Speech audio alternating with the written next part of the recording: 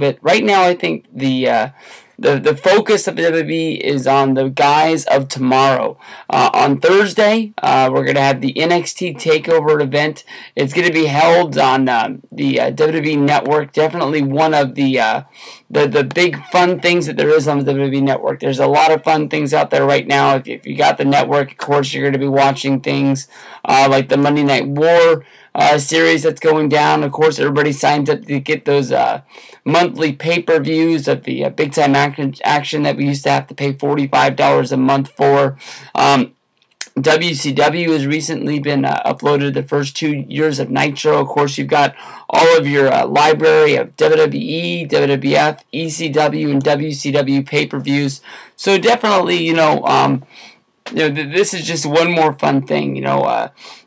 I don't know if it was strategic sort of planning by WWE, but I guess that the rumored move of SmackDown on the Sci-Fi Network, moving it from Friday to Thursday, isn't going to be happening. But WWE was able to, I don't know if they really made him or if they just did it because of maybe football, but I definitely think that it had a lot to do with the fact that they were rumored to moving to Thursdays.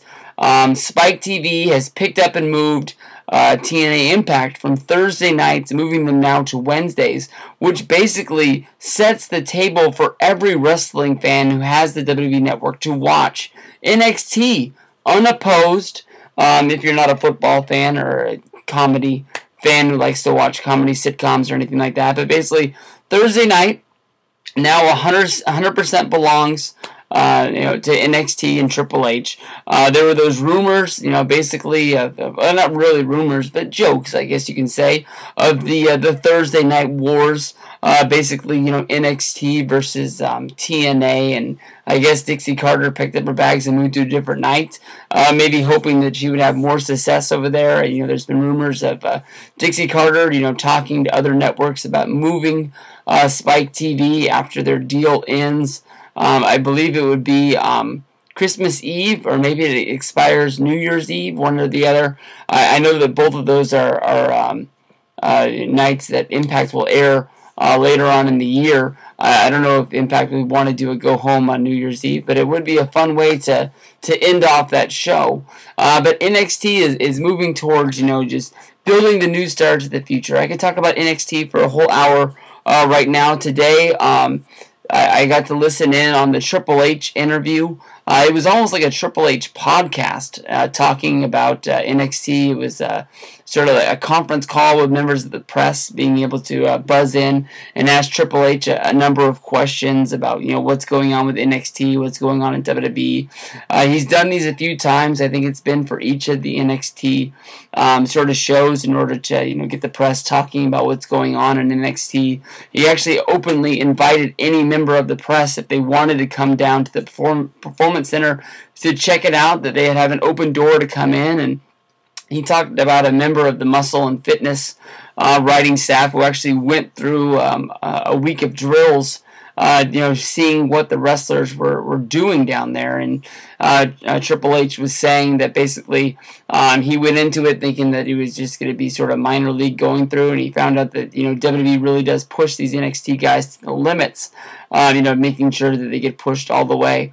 The way Triple H talks about NXT honestly sort of makes me rethink about what this is. I honestly have always thought about NXT as some sort of a developmental, minor league system for the WWE, basically trying to find the stars tomorrow, finding them a spot to bring them up to Monday Night Raw or put them on SmackDown in order to just, keep replenishing the roster, because that's what I thought the whole Performance Center was all about. But basically, when Triple H talks about NXT, I know he's going to put over his own brand, but that's what he really thinks that this is. He really does think of NXT as its own brand. A member of the press, it almost said that, the way that NXT was being shown on the WWE Network was almost like it was its own promotion, much like a third promotion back in the day, like it would be sort of like an ECW. And Triple H is saying that, if you want to label us ECW, I'll take that. But the way that I want to keep pushing my guys is I want to make us from ECW, I want to make us WCW. I think that a lot of people are thinking that, the stars of tomorrow that are down there, Adrian Neville, Of course, you've got Sami Zayn, Tyler Breeze. Basically, the three of the guys that are in the main event. A lot of people are Mojo Rawley or Enzo Amore fans. Big-time fans of the Ascension. Everybody wants to see more tag teams in WWE because we've all seen the Usos basically fight Stardust and Goldust and the Wyatt family. We've seen them each fight them like 1,000 times, and no one knows where they're going. One team that was out there, Ryback and Curtis Axel. Of course, Ryback has the injury, so that team's going to be on the shelf for a little bit. So, the way I heard Triple H really talking about NXT was that if there is a spot that opens up and it makes sense to move these guys up, he'll move them up. But he doesn't really think of NXT as a feeder program. He wants to build this up to basically where it is a third brand, what it once was for WWE. I don't know if they're trying to take it off the WWE Network and put it onto television, but it's almost like he wants this to be the WWE ECW show that used to be on Sci-Fi on Tuesday nights, where basically, if you go back to, I think that debuted in 2006, was a very bad wrestling show. But honestly, for me, I loved the fact that it was only 1 hour. I loved the fact, I didn't really like it at the very beginning when they were bringing in big stars and they were trying to, tout it out as basically the first time DX ever appearing in ECW, first time Ric Flair ever appears in ECW. You get it, so on and so forth. The Undertaker showed up one time. They were trying to make it seem like their ECW was ECW. Like there was never this, I guess that would be 5 years if ECW closed in 2001, a 5-year gap in between shows, and they were just going strong, and all of a sudden now they're just on television. I know that Vince was trying to capitalize on basically, ECW, being something that was really in a lot of fans' hearts. Even TNA tried to cash in on this with Hardcore Justice. 2010, one of the worst pay-per-views of all time in my mind. But basically, Triple H thinks of NXT growing to be there. So maybe we're not going to see guys like Adrian Neville or Sami Zayn pop up on Monday Night Raw sooner than later. Maybe he wants this to sort of be established as the Thursday show, and these are the stars that are going to be on there. And then once guys start, dying out, or maybe they'll do a draft, or maybe they'll do something to mix things around. NXT, when they first started get it going, the reason why they were one way they were trying to get us to go over and watch these shows was bringing in, the big stars and mixing them in with the guys of tomorrow. We got to see, Chris Jericho go down there and battle Bray Wyatt. CM Punk went down there and he was involved in some sort of a mixed tag. John Cena's been down there. In the last few months we saw the Great Khali go down, Brodus Clay, Rob Van Dam versus Adrian Neville had a damn good match that everybody in the world should have gone out of their way to watch. Of course, I don't know why I didn't bring this up first. Cesaro, one of the first NXT graduates, went back down to NXT to, get over Sami Zayn. They had a very, they had two really good matches. Two matches that were, sort of qualified as match of the year. One of the matches that was held on the first NXT special, which would be the NXT Arrival show, which was February of 2014. That was the match that really earned Triple H's respect. Sami Zayn was always a great wrestler, and Triple H is a guy that it's always been trying to teach him to moving forward, and he really, sort of gave him props for, being able to come out of the mask as El Generico, basically, being able to take the mask off and start wrestling as a real wrestler would. I think a lot of people, when Generico went there, even me, I would love to see Generico return. He was one of my favorite guys to watch in Ring of Honor and PWG. I know that I wasn't watching him when he was actually there, and the stuff that I'm watching now is older. Both of his greatest hits DVDs that are available from each one of those companies are awesome. He's always been a good wrestler, and he's always been able to, rise up and above what a lot of people thought that he was going to be. I wasn't even 100% sure that once he took the mask off, he was going to last in NXT. And here he is, being one of the #1 contenders going for the championship in the Fatal 4-Way. This is going to be a great show. I mean, honestly, I didn't know a lot about NXT, when NXT Arrival came on, and I really watched it just to see the Cesaro versus Sami Zayn match because it had so much hype. And then, of course, also you get to see Paige go up against Emma, where they crowned the NXT Women's Championship, and then you had Adrian Neville go up against Bo Dallas in the ladder match for the NXT Championship as well. Those are the three reasons that I tuned in, and I can't say that I really got connected with the people that are down there because NXT still isn't something that I'm regularly watching.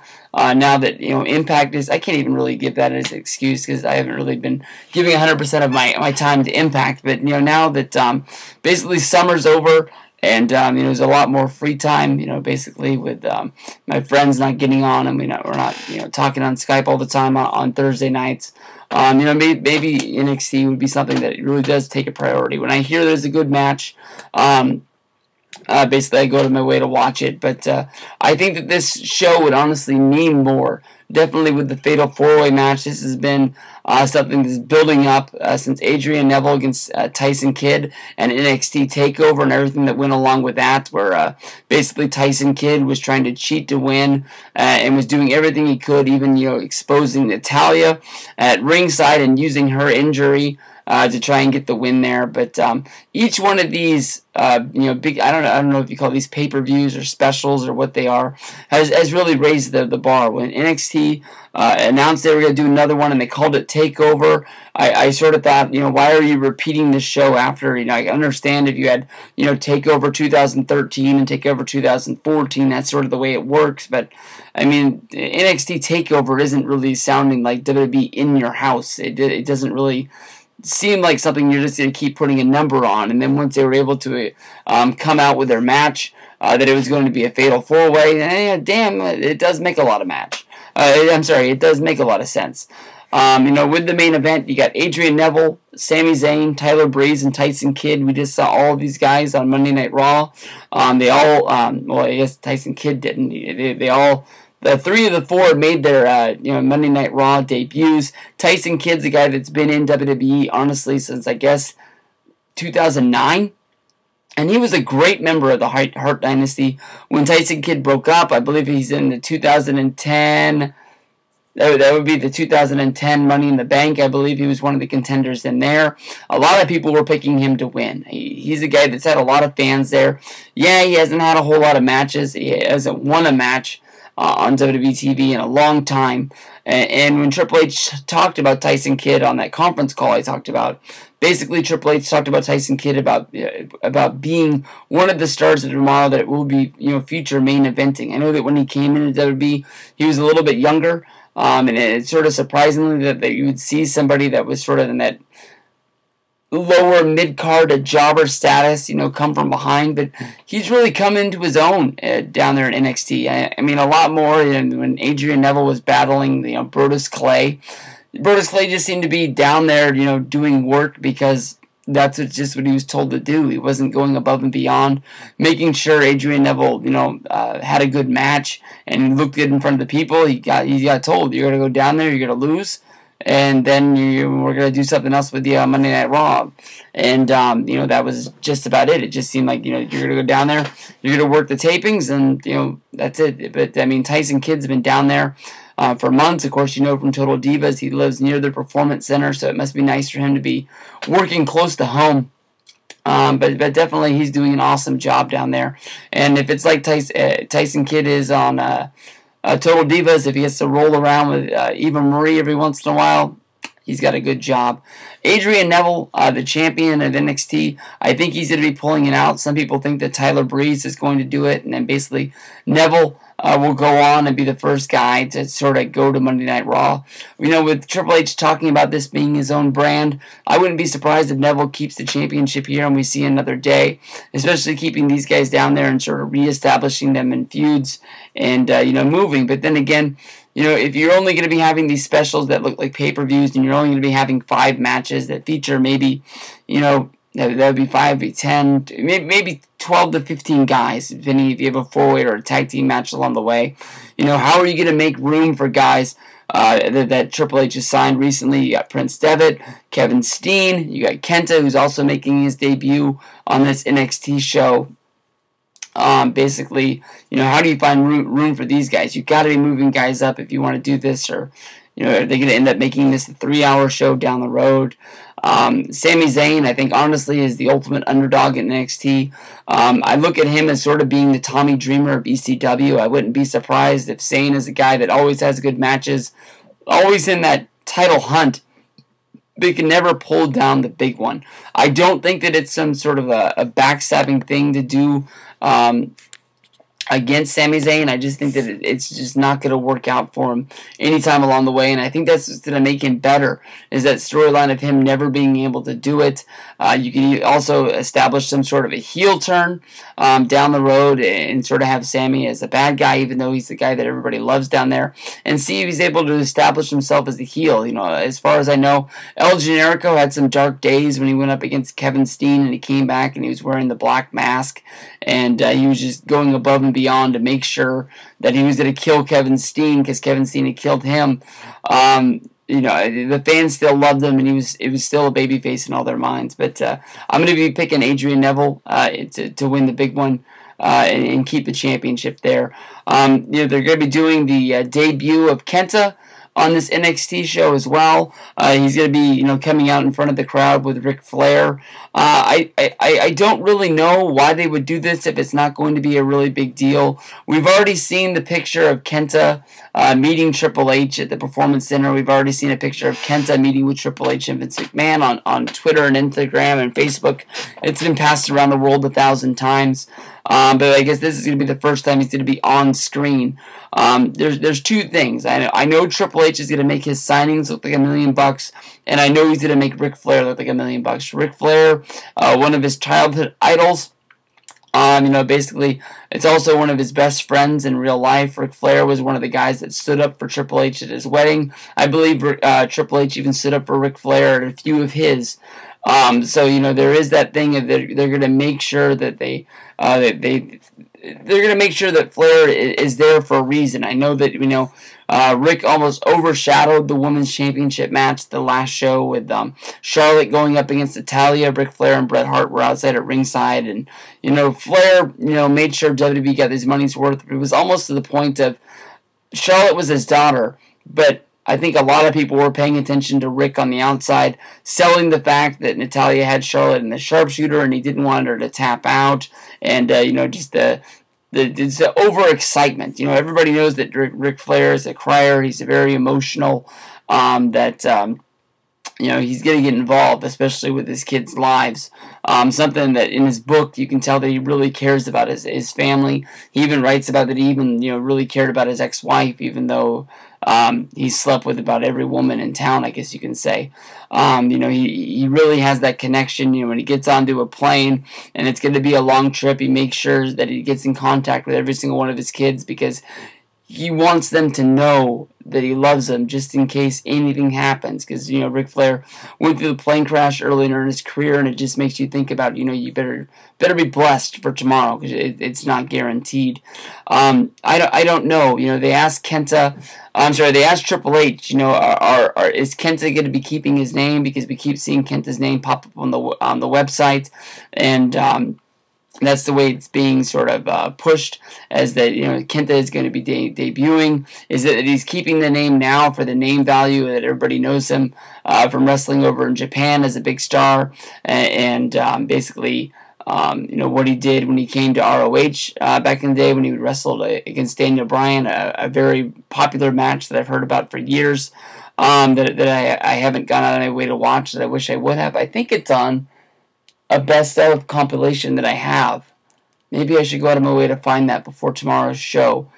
So when he debuts, I can actually guess I've seen one of his matches before. But Kenta debuting, I don't know if you work a program with Ric Flair. I don't know if Ric Flair is just there to give his blessing to him, saying that, basically Ric Flair's wrestled in Japan a lot and this is one of the best, that he's going to put him over. Are we actually going to see Kenta getting involved in something along the way, or is it just going to be just basically another camera ceremony along the way? I'm not sure. But definitely I know that it's going to be a big deal, whatever they do. I don't know if maybe Triple H will fight Ric Flair in the middle of the ring, but it's going to be big. In the NXT Women's Championship match, we got Charlotte going up against Bayley. Honestly, in my mind, I can see Charlotte winning this. Bayley, of course, a Northern California girl who went to wrestling school at BTW. It was funny when I went to WrestleFest over there this year.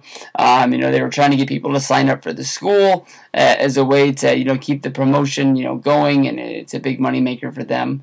They post a lot of pictures up on the website, and on their Facebook as well. But she's the biggest star to come out of there. She's really come on strong. I think everybody knows about the Bayley hug gimmick. I think that definitely she's going to be a big star in the business someday when she makes the move up. But I'm going to take Charlotte continuing on her run with the Women's Championship there. The Ascension is going to be going up against Kalisto and Sin Cara. I think there's a lot of people out there really praying that the Luchadors are going to be able to pull out the win against the Ascension, just for the fact that I think a lot of people really want to see Ascension on television. They got to make their main event debut on Tuesday night. You go out of your way to make sure you watch that match because, a lot of people thought that when they worked their Madison Square Garden show at the end of last year, they made their debut, that was their calling card of being called up to the company sooner than later. That hasn't happened. I'm sure it's going to happen sooner than later. But I wouldn't be surprised if they do win this. One of the things that was brought up along the way about really getting people to know that NXT is a really special thing was brought up by my friend Brandon. Instant Classic 8 on Twitter. The Real Classic on Twitter. Instant Classic 8 on YouTube. And basically he was tweeting the other day. He was saying, basically why don't you have one of the stars of WWE go down to NXT? It's not like a lot of those mid-card titles mean anything, and have them drop one of those titles, and then you have those guys bring the championship to Raw or SmackDown, acting like, who is this guy? We didn't even get to see him, win the title on television, but now he's the champion. It'll almost be like some sort of a change, but it'll be enough to make people know that NXT is something that really people care about. I know that a lot of people aren't going out of their way, and the people that are really getting a treat in a special show with this. But I'm going to pick Ascension to keep the championship, beating Kalisto as a guy that I've seen him wrestle a few times. I don't like the fact that he chants with the crowd. I think if he just shut up and just wrestled instead of chanting Lucha, Lucha, and trying to get people to chant that throughout the match. Maybe why did I say that? But basically, I think that the Ascension will pull out that.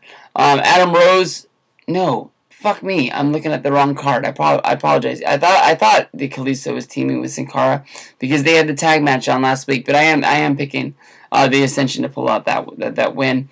From there, we'll go to Enzo Amore going up against Sylvester Lafort. I'll take Enzo Amore to get that. And then Mojo Rawley is going to be going up against the new talent, Bold Dempsey, who just came to NXT, I believe, about a month ago. Ever since Mojo Rawley just got kicked in the head and pinned in just a matter of a few seconds, I've been picking against him every week. I don't know what happened. Mojo Rawley was the guy that seemed like was on the rise just a few months ago. He got the win against CJ Parker at the NXT Arrival show. And we haven't really seen anything from him since.